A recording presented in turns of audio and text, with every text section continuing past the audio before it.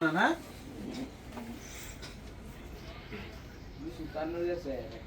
2226 Rajib Khan electronics and furniture থেকে মোহাম্মদ শুকুর আলী সে এক piece LED নিয়েছে, দাম ধরেছে 34,000 টাকা, 43 ইঞ্চি।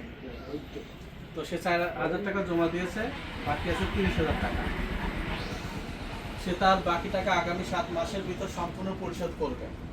সে প্রথম 4 কিস্তিতে টাকা দিবে 4500 টাকা করে এবং পরবর্তী 3 কিস্তিতে টাকা দিবে 4000 টাকা। সে প্রতি মাসে 15 তারিখে কিস্তি দিবে। সে চাকরি করে এক্সেসরিতে কার্টুনে, তাকে রঙ্গিলা পুকুরপাড় আলম ভাইয়ের বাসায়। এবার পার্টির মোবাইল নাম্বার, পার্টির জামিনদার মোসাম্মদ জোলেখা খাতুন, সে পার্টির স্ত্রী, চাকরি করে আনাওয়ালেতে।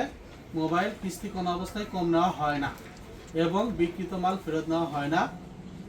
এবং কিস্তি থাকা অবস্থায় যদি বাসা চেঞ্জ করার প্রয়োজন হয় তো সেক্ষেত্রে অবশ্যই কর্তৃপক্ষকে জানাবেন যে আমি বাসা চেঞ্জ করবো। যেহেতু কিস্তি আছে তো অবশ্যই জানাবেন যে আমার বাসাটা চেঞ্জ করার দরকার, আপনি একটু দেখে যান। এই যে যা বললাম, যা লিখছি সব ঠিকঠাক আছে?